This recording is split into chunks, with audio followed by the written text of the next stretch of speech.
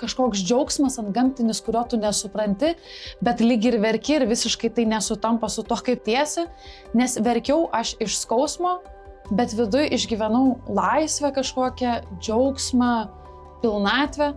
Aš nežinau, ką aš čia darau, kodėl aš čia darau ir tikrai nenoriu čia dabar kažko garbint, šlovint, nes nelabai suprantu, kodėl aš turėčiau tai daryti. Oho, tai kažkas gali ir manim pasirūpinti, ne tik aš galiu savim pasirūpinti ir gali gerai pasirūpinti. Ir kad gali mylėti tiesiog todėl, kad aš esu. Tiesiog maldos metu Dievas apreiškia, kad yra kažkokiose vietose vis dar neišgyta. Kur aš galvoju, kad jau jau čia viskas paleista, čia jau viskas. Ir kad jisai laukia, kada tu ateisi. Jisai ir laukia ne todėl, kad galėtų pabarti ir parodyti, koks negeras ir nešvarus tu esi.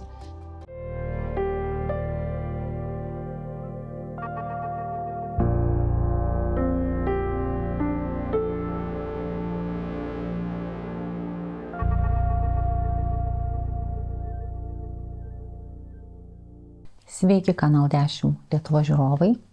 Gera, kad įsijungėte Širdies švelnumą. Ir šiandien pas mus svečiuose jauna mamytė. Tai labas Ieva. Sveiki. Ką šiandieną veiki, gali pristatyti save trumpai? Jo, tai šiuo metu auginu vaikus, studentaut planuoju ir esu šlovintoja. Taip save matau, pozicionuoju kaip Dievo garbintoja. Kada buvo tavo pirmas susilietimas su Dievu? Susilietimų tikriausiai gal bus daugiau, tik tais aš nepriėmiau to kaip Dievo, tokio nuovokaus ir supratimo kažkokio nebuvo. Tai kad Dievas tikriausiai yra, aš matydavau savo šeimoje, kai matydavau savo babytę meldžiantis, bet man nesurezonavo kažkaip. Ir manau, kad nuo mažumės mane kažkiek traukė prie tikėjimo, nes besimokydama konservatorijoje aš prisijungiau į gospel chorą ir ten jaučiausi tikrai geriau negu atliktama džiazo muziką, kurią aš mokiausi. Nežinau, kažkokio irgi tokio supratimo, kad mane kažkas pripildo, ar džiaugsmas, ar dar kažkas nebuvo. Dabar, kai atsigręžiu, suprantu, kad ir tada jau Dievas kažkokį darbą bandė daryti su mano širdim, tik tais aš buvau labai užsikėtinus, labai buvo sunku priimti. Ir toksai pirmas tikrai aiškus susitikimas, kuriame aš vėlgi nelabai iki galo supratau, kas su manim darosi, buvo, kai vyras mane į savo bažnyčią atsivedė ir mes atvykom. Aš kažkokių didelių lūkesčių neturėjau, kas ten vyks, ir net neįsivaizdavau, kaip gali atrodyti visa tai. Ir jo, bet prasidėjo šlovinimas, aš giesmių nesu girdėjus, net neįsivaizdavau, kad tokios būna. Ir aš visą laiką tiesiog praverkiau. Aš verkiau ir negalėjau sustoti ir man vienintelis klausimas, kuris kilo, ne kodėl aš verkiu, o kodėl nieks nemato, kad aš verkiu ir neateina manęs paguosti. Nes įprastai, kai gyvenam, jeigu matom verkiantį žmogų, visiems kažkas prieina, atrodo taip fiziškai nuraminti ar kažką gražaus pasakyti. Ir aš nelabai to supratau, bet čia matyt buvo tas pirmas toksai susitikimas su tom, kad kažkas tave pripildo, bet pripildo taip, kaip niekas kitas negalėtų, nes viduj kažkoks džiaugsmas antgamtinis, kurio tu nesupranti, bet lyg ir verki ir visiškai tai nesutampa su to, kaip tiesi, nes verkiau aš iš skausmo, bet viduj išgyvenau laisvę kažkokią, džiaugsmą, pilnatvę. Tai mano tas fizinis kūnas net nesugebėjo normaliai priimti to, kas su mano vidumi darosi. Tai čia buvo toksai pirmas aiškus prisilietimas, bet ir tada man buvo labai sunku tai priimti ir vyras man bandė paaiškinti, kas čia buvo, bet man, žodžiu, po viso tarnavimo vis vien buvo per sudėtinga priimti, kad aš galiu šitaip jaustis ir kad mano gyvenime gali kažkoks laisvės, ramybės, pilnatvės jausmas atsirasti. Tiesiog todėl, kad klausaus, kaip kažkas dainuoja, gieda ir kad garbina kažką kito, o ne save. kad kažką gali turėti aukščiau negu pats esi. Ar jūs santuokoje tikėjai pati, Ieva, ar... Jo, aš sakyčiau, už mane pasimeldė jau anksčiau, kai mes dar tik draugavom. Ar man pasiūlė, ar priimsi Jėzų širdį? Gerai, priimsiu. Už mane pasimeldė, aš irgi vėlgi nelabai supratau, kam to reikia, ar čia man reikia, ar čia, kad kiti geriau pasijustų dėl to, kad pasimeldė ir užsidėtų savo varnelę. Nes tikrai labai mažai tikėjimo žmonėm turėjau ir labai nepasitikėjau, man visur būdavo kažkas kažką čia turi didesnių planų, kažkokių užslėptų, apie kuriuos aš nesuprantu ir nežinau. Jo, bet ir čia ir buvo tas kartas, kai vyko tas šlovinimas ir aš verkiau. Ir matyt, gal todėl man pasiūlė, nes pamatė, kad kažkas manį sujudėjo. Bet ne, tai buvo labai toks ilgas procesas, kol aš supratau, kuom aš tikiu, kodėl aš tikiu, ar aš tikiu. Jau tikrai toks įsitikinimas praėjo maždaug kokie 4 metai nuo to momento. Tai ištekėjai už tikinčio vyro. Taip, jau mes susitokėm, palaimino mūsų santuoką ir irgi buvo iš to, kad ne todėl, kad aš galvojau, kad kažkokią įtaką tai mūsų santuokai turės. Mano vyras, tai kadangi tikintis ir nuo pat mažumės, gimęs į tikinčią šeimą, tai jis turėjo daugiau nuovokos apie tai, kas čia vyksta, o man buvo, tai teisinga tai pasielgti, tai palaimino mūsų santuoką. Ir ačiū Dievui, kad palaimino, nes palaiminta ta santuoka ir yra. Nuostabų vyrą turiu, mylinti ir suprantanti ir visai priimanti. Jo, bet reikėjo ilgą kelią nueiti, daug žvyro suvalgyti, tam, kad nereikėtų kažkaip tai testuoti Dievą, bandyti jį kažkaip savo įrodinėti, kad čia nėra taip, kaip paprastai, kaip mes čia ateiname į bažnyčią, tas Dievas nėra toks Dievas čia. Žmonės visiems kažkaip tas įtarumas didelis buvo ir nepasitikėjimas, tai čia žmonės visiems daugiau prisigalvoja. Čia žmonių kažkoks tai sugalvotas dalykas. Tai man buvo labai sunku priimti ir dėl to aš kažkur 4 metus labai lėtai žingsniais ėjau į bažnyčią, ėjau per skausmus į bažnyčią, buvo labai sunku eiti, aš labai nenorėjau, mano kūnas tiesiog degė iš vidaus, kaip nenori eiti. Ir įsitraukiau į tarnystę, tiesiog vardan to, kad, jeigu ateinu, tai, nebereikala bent jau čia būsiu. Ir viskas susidėliojo, Dievas sudėliojo taip, kad atsidūriau šlovinime. Ir va čia prasidėjo tas tikrasis toks virsmas, kai vėl aš susidūriau su tom, kad aš nežinau, ką aš čia darau, kodėl aš čia darau ir tikrai nenoriu čia dabar kažko garbinti, šlovinti, nes nelabai suprantu, kodėl aš turėčiau tai daryti. Bet Dievas tuo metu tikrai darė didžiulį darbą su mano širdim, nes aš esu pats nenuolankiausias žmogus iš visų, kokį galiu sutikti. Man yra labai sunku pripažinti, kad yra kažkas didesnis už mane, kad kažkas geriau žino.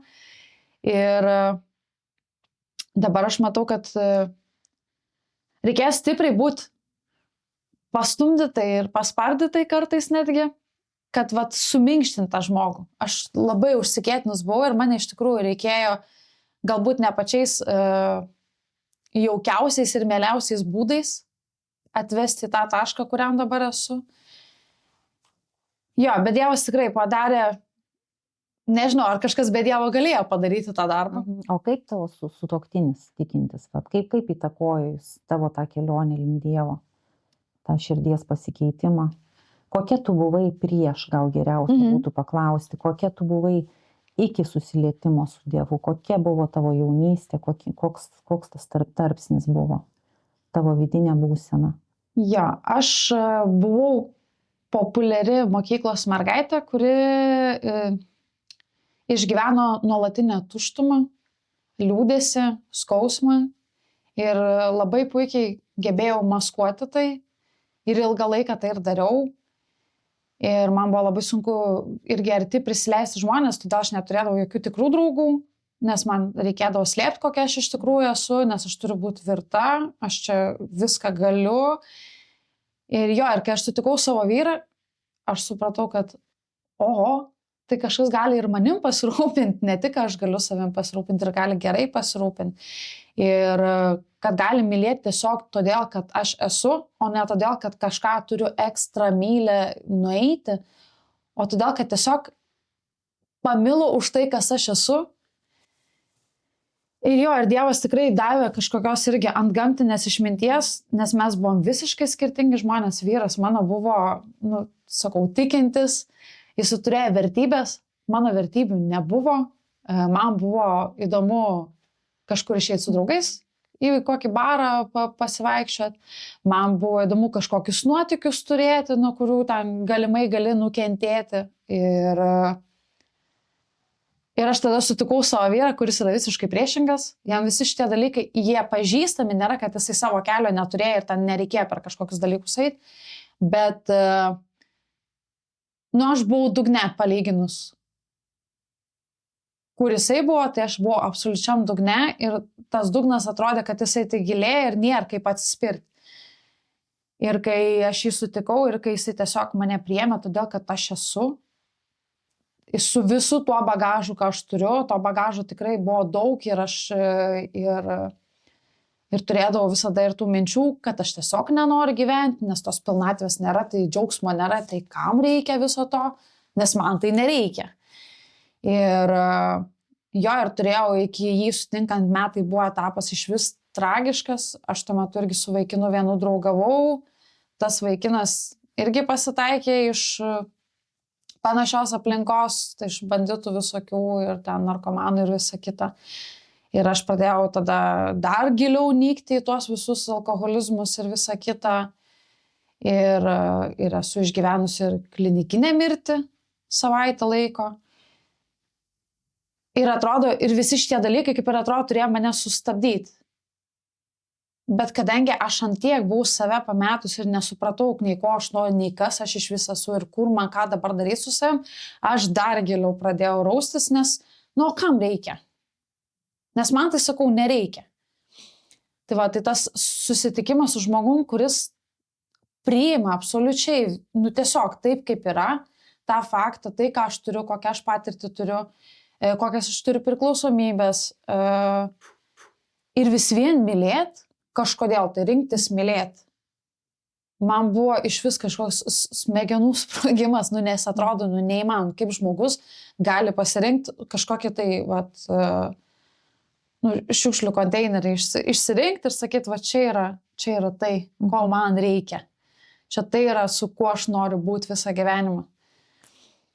Ir jisai tiesiog niekada nepriekaištaudamas, kažkaip neprikišnėdamas to, kokia aš esu.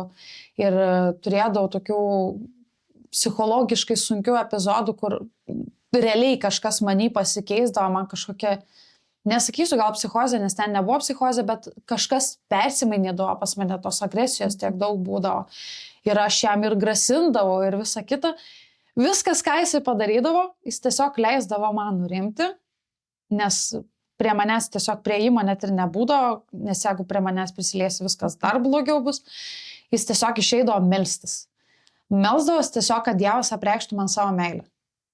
Ir iš tikrųjų apreiškė. Per mano vyrą aš supratau, kad mane gali kažkas mylėti besąlygiškai. Ir tuo metu aš tikrai nesupratau, kad čia Dievas jam davė, jisai pažįsta Dievą ir dėl to jisai žino, ką reiškia ta meilė, ką reiškia ta malonė, ką reiškia tas gailestingumas. Man visiškai to visų tų dalykų nebuvo. Ir dabar, kai atsigręžiu atgal, aš galvoju, wow, Dieve, kaip tu mums taip gali įdiegti kažkokius dalykus, kaip tu gali įdiegti kažkokį matymą žmogui, kad jį nenuteisti, ne kažkaip tai dar labiau sutrypti, nužeminti, bet kažkaip prieiti, suprasti, pamilti ir duoti visą laisvę tyrinėti, suprasti, kas aplink tave vyksta. Tai čia tik tais... Tai vyras gavo tokią begalinę malonę, tą supratimą, kaip prieiti prie tavęs. Kokios maldos net buvo, ar ne, kad viešpats ateitų į tavo širdį, paliestų tave. Tai kad net atrodo įdiegia norą į žmogų, ne kažkaip parodyti jo kliaudas ir čia dabar atgailauk. Bet kad viskas, ko jis norėjo man, kaip žmogui, bet patirti tą meilę. Tai kada prasidėjo tas toks jau tikras širdies atidarimas Kristui? Kada įsileidai Dievą į savo gyvenimą? Ir pajutai, kad jis veikia tavo gyvenime, kad jis yra gyvas, kad jis yra tikras. Aš kažkaip esu, matyt, gal faktų ir patirties žmogus. Aš kaip pradėjau atsigręžinėti ir žiūrėti savo gyvenimą, koks jisai buvo iki tol, tarkim, kokie 5 metai atgal. Ir aš galvoju, tikrai mano gyvenimas čia nėra todėl, kad aš einu ir kažką teisingai darau, ar mano vyras ima ir kažką teisingai daro. Čia absoliučiai kažkoks Dievo vedimas ir jo ranka yra per visą tai, nes ir finansiškai pervedė absoliučiai per sunkumus, mes ten per mėnesį turėjom 30 eurų maistui. Ta prasme, nieko neturėjau. Ir kad ir atrodo, tai seniai buvo, bet tuo metu tai irgi tie 30 eurų neturėjo nieko.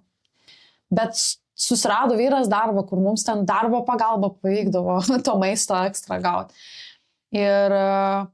Ir kažkaip atvesdavo žmonės tinkamus tuo laiku, kada kažkas turi keistis, ateina žmogus, kuris tau padeda irgi kažkaip keisti karjeros kažkokius savo kelius.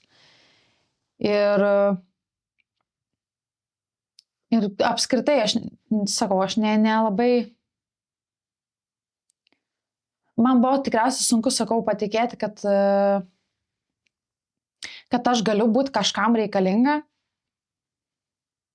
Ir kai aš šlovinimo metu supratau, kad čia gali būti ne apie mane, nes man su dainavimu taip ir buvo. Aš nebenorėjau dainuoti, nes aš nenoriu būti scenoje, aš nenoriu, kad mane matytų. Man patinka dainuoti, bet aš nenoriu, kad mane matytų.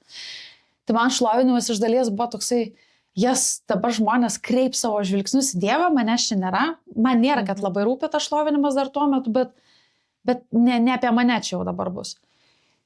Ir Dievas per šlovinimą tokį irgi didžiulį darbą padarė, nes aš giedodama irgi turėdavau išpažinti, kad čia, ne aš esu Dievas, ne aš čia sprendžiu, ne aš čia galinga, ne aš čia galiu, o kad viskas iš tikrųjų ateina per jį.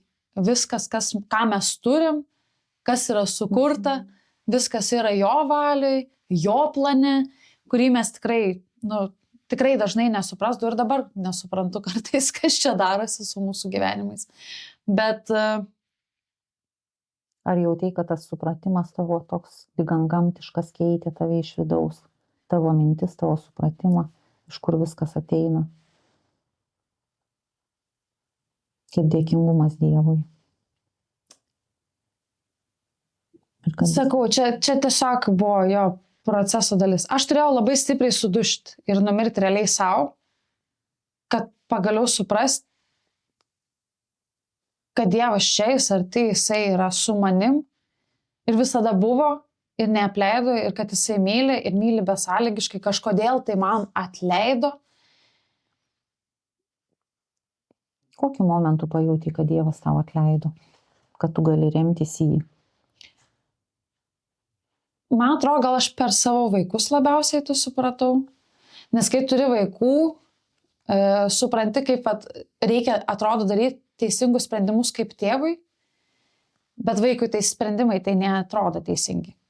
Jam atrodo, kad tu jį nori nubaust, skriaust, nori neleist. Tai aš tada supratau, kad tai ir Dievas tai mane taip pat mato. Jis myli mane, tiesiog myli. Aš per jį atėjau, realiai. Ir iš jo noro aš čia esu. Ir jis nenori manęs baust. Jisai nori mane pakreipti tą linkme, kur jisai žino, 100% žino. Aš tai dėl savo vaikų dar 100% negaliu žinoti, bet jisai tai žino, kad šitas kelias, jeigu aš juo eisiu ir jeigu aš pasitikėsiu tuo keliu, kurį jis yra paruošęs, tuo planu, kurio jis yra paruošęs, kad man viskas išeis į gerą. Tai man čia buvo tikriausiai per mano vaikus labiau galėjau suprasti, kas yra tas tėvas ir kad jisai auklėja ir bara, ne todėl, kad vardan pabarimo ar ten vardan paauklėjimo, bet kad jis iš tikrųjų žino, kas manęs laukia vienu ar kitu pasirinktų keliu. Jeigu aš nuolankiai eisiu tom, kom jisai yra paruošęs, tai ir turėsiu turtus, džiaugsmą ir laimę.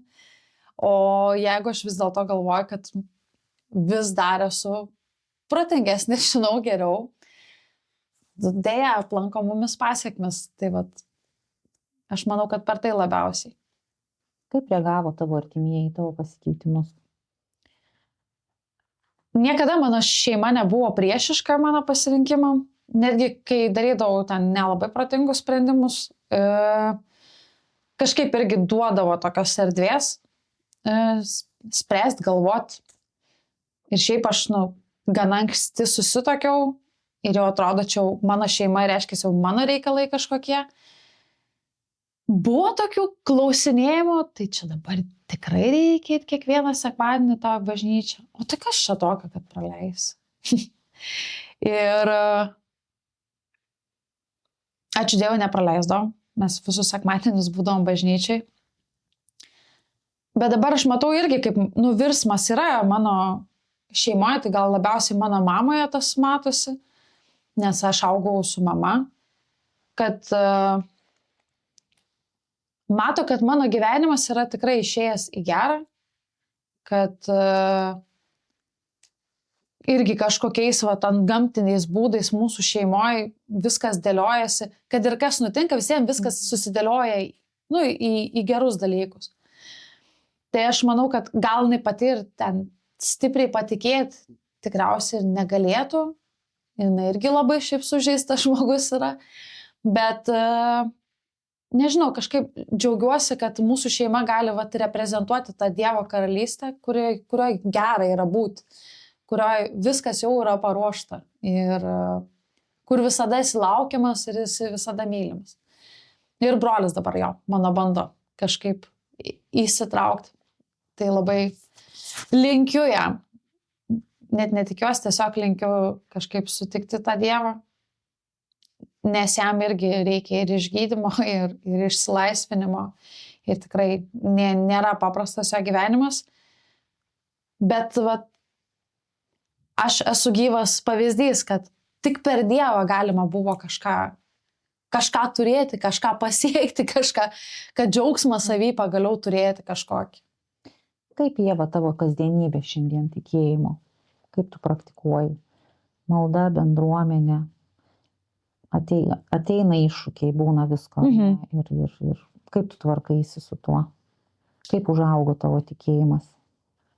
Tai dabar gal aš turiu tokį irgi absoliutų pasitikėjimą, kad yra Dievo planas, nes iššūkių pasitaiko. Vienas iš iššūkių mumis ištiko, kai vyras darbo neteko, bet jaučiu niekada gyvenime nesu išgyvenus tokios ramybės, kad nieko tokio.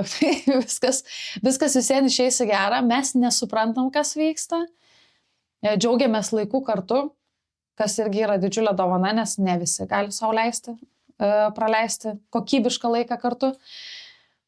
Bet aš niekada gyvenime nebūčiau pagalvojęs, kad ištikus kažkokiai tokiai staigiai krizai, nes finansinis pamatas visą laiką mums yra svarbus, reikia kažkaip ir dar kai turi vaikus. Bet visiškai išgyvenu kažkokią antgamtinę ramybę, nes aš žinau, kad viskom yra jau pasirūpinta, yra apgalvota, kodėl mes turim per tai eiti. Ir aš tiesiog esu dėkinga Dievui, kad aš galiu tokioj visiškoj ramybės būsenai būti, netgi tokioj vietoj. Ir ką tau šiandien reiškia Dievo meilė?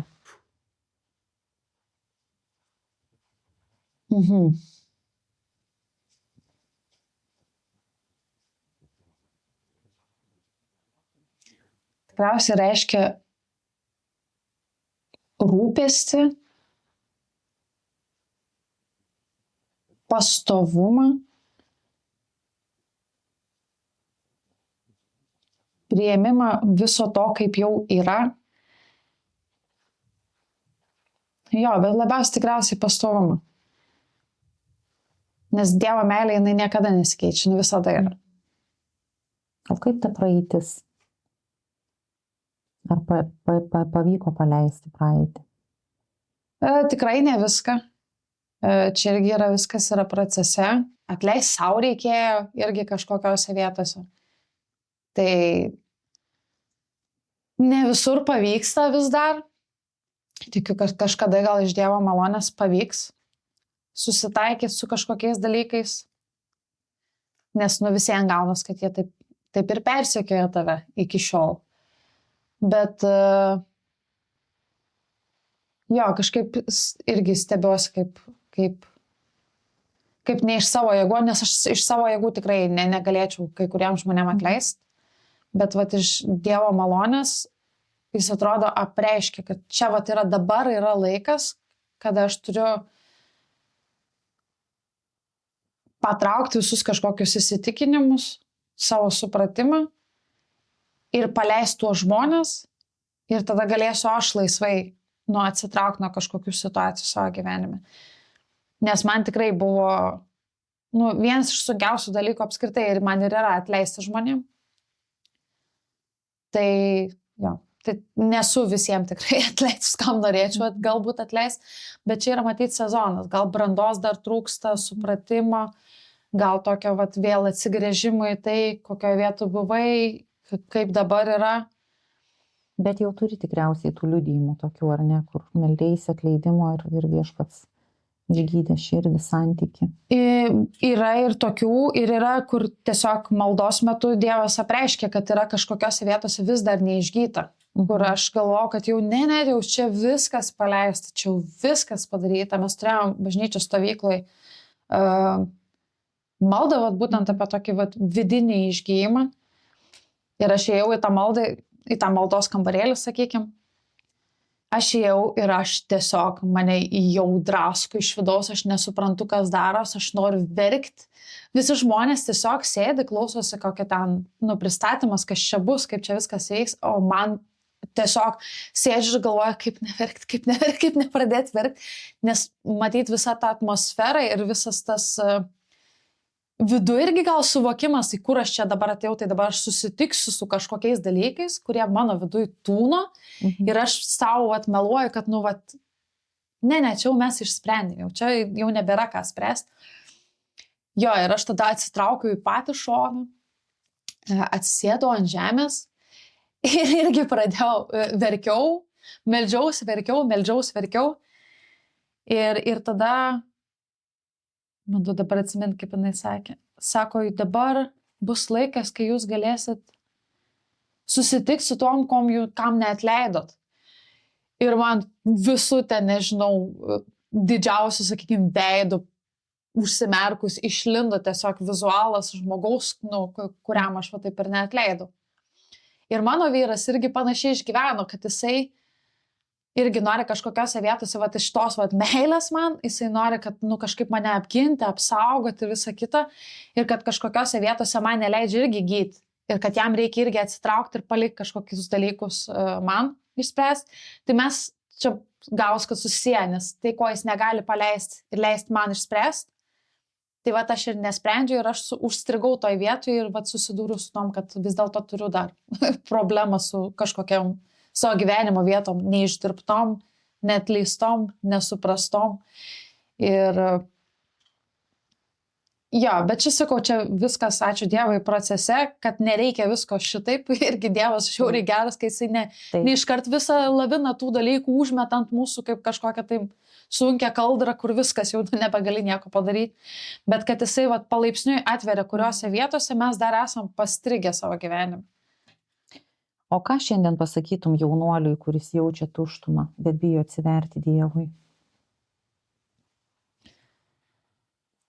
Tai gal tikriausiai visų pirma suprast, kad Dievas tą viską jau pažįsta ir viską žino. Ir tas baisiausias kerteles, kur mums atrodo, kad čia, jau čia niekas niekada nesužinos. Viską jisai tai mato ir nebaudžia už tai. Ir kad jisai priima tai. Ir kad jisai laukia, kada tu ateisi. Jisai ir laukia ne todėl, kad galėtų pabarti ir parodyti, koks negeras ir nešvarus tu esi. Bet kad iš tikrųjų ateik, aš tave apkabinsiu ir mes čia kartu spręskim tą problemą. Aš tas neapleidau, nepalikau kažkaip, bet jo, tiesiog priimti tai, kas aš esu, kad Dievas galėtų gelbėti, gydyti tas vietas. Nes labiausiai, jo, man atrodo, kad paauglystė ir yra vienas iš sunkesnių etapų. Gal mes taip nematom, ypač kai suaugi, pamiršti, kai buvo sunku, nes lyg ir esi jau suaugęs ir visi tikisi, kad būsi suaugęs ir priimsi tik protingus sprendimus, bet tuo pat metu visiems žiūri į tave kaip į vaiką. Ir tu toks irgi gyveni dualus, nesupranti, tai kas aš esu, ar tai aš suaugęs, ar aš vis dar vaikas. Ir kai toks dualus esi, man atrodo, iš vis dar sunkiau yra priimti va tos protingus, apgalvotus sprendimus. Aiškus, daug jaunimo yra žiauriai pažengusio šitais klausimais, jie tikrai daug daugiau galvoja, negu kai aš atsigrėžiu į save, jų amžiaus. Bet jo, tiesiog kažkaip nesislėpti, priimti save, nes Dievas jau priėmė. Viskas, ko jisai laukia, tai vat ir laukia, kad tu ateitum ir pasikalbėtum apie tai, kas tavęs neramina.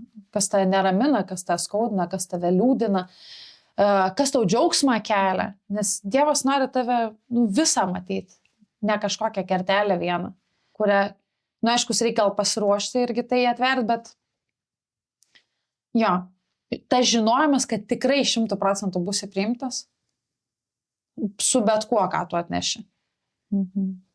Ir kad tikrai priims išties ranką ir sakys, stojamės ir mes kartu dabar eisim. Ir ką gali išvardyti, ką šiandien aptinki savo širdį, ką esi gavus iš Viešpaties? Ramybę esu gavus. Tikrai žiauriai daug ramybės man yra. Niekada nebuvo. Aš, matyt, gal ir šiaip esu neramus žmogus, bet ir mano fizinė šiaip kūno kalba visą laiką būdavo tokia. Aš visada kojas drebindavau, ten kažką rankose turiu būtinai sukti. Tai mano tas fizinė išraiška visą laiką būdavo nerami. Ir viduje aš labai nerami būdavau visą laiką. Ir pergyvendavau dėl kažkokių dalykų nesuper reikšmingų. Tai dabar, kas mane pažįsta daugiau metų, ir dar iki įtikėjimo, tai jie stebisi, sako, tu kaip raminamųjų gaus. Sako, kaip gali žmogus toks, taip ramiai tiesiog būti. Čia ir dabar, ir tiesiog priimti, kad, okei, vyksta gyvenimas. Ir kad, sakau, man sunkiausia buvo priimti, kad galiu aš tokią ramybę turėti, ir tai, kad mane myli. Ir kad aš nesu kažkokia vieniša, palikta, niekam nereikalinga ir atstumta ir nespurvina ir čia ir viskas su manim blogai. Bet kad jo, kažkokiais ten gamtiniais būdais Dievas tiesiog gali mylėti mane tokią. Tai ramybė, meilė, jautiesi mylima. Jo. Čia 2 dalykai, man atrodo, kurių man labiausiai trūko. Nes meilės man tikrai trūko ir aš esu visur ieškojau, kur tai galima, visais įmanomais būdais. Ir užglušintai, tipo, kažką užvartojus, nes taip drąsiau. Ar tai tiesiog vyruose, moteryse, tapsme, jokio skirtumo man nebuvo, aš visais įmanomais būdais tiesiog bandžiau surasti, tai kas mane mylės tokia. Ir niekas iš tikrųjų taip gaus, kad ir iki vyro sutikimo, kur sakau, jam tiesiog Dievas įdėgė, nebuvau iš vis niekada to sutikus. Nesakau, kad mano ten mama manęs mylėjo, tikrai mylėjo ir myli, bet kita ta meilė yra. Jis yra be lūkesčio kažkokio ten ir be užmetimo, koks tu turi būti, o su tokiu absoliučiu priėmimu ir laukimu, nuolatiniu laukimu, nes Dievas iš tikrųjų visada mūsų laukia, jisai yra visada pasiruošęs priimti. Taip, ačiū tau, Ievute, ir labai noriu, kad pasidalintum kokį palinkėjimą, padrąsinimą, galbūt maldą pabaigti. Jo, mano gal paraginimas būtų atsigręžti visada į tai, kur buvai ir kur esi, nes kur esi jau yra iš Dievo malonės. Ir būti dėkingam pagaliau, nes dėkingumo mums tikrai labai dažnai pritrūksta. Tiesiog Dieve, dėkojam tau už kiekvieną dieną, kurioje mes galim pabūti, kurioje galim išvysti ir sutikti tave. Dieve, tiesiog dėkojam tau už kiekvieną sutiktą žmogų, kurį tu atvedei į mūsų gyvenimą. Nes ir per tai mes galėjom pamatyti tavo meilę ir tavo malonę. Dėkojam tau už džiaugsmą, už ramybę, už laisvę, kurią tu suteiki. Dėkojam tau už draugystę, už tai, kad tu mumis neapleidai, nepalikai, neužmiršai, nors mums kartais taip atrodo. Dieve, dėkojam tau už tavo tobulą planą mūsų gyvenimuose, už viltį, kurią tu duodi, už išgydymus, kuriuos tu irgi ir duodi ir esi paruošęs. Dėkojam tau už tai, kad tu neužverti mūsų kažkokią baimę, sunkumu, bet tiesiog matai, kada yra koks laikas, koks etapas, koks sezonas ir pagal tai dirbi su mūsų širdim. Amen. Amen. Ačiū, kad buvote kartu. Dievo meilė švelni, bet galinga. Leisk jai paliesti tavo širdį. Iki kitų susitikimų kitose laidose.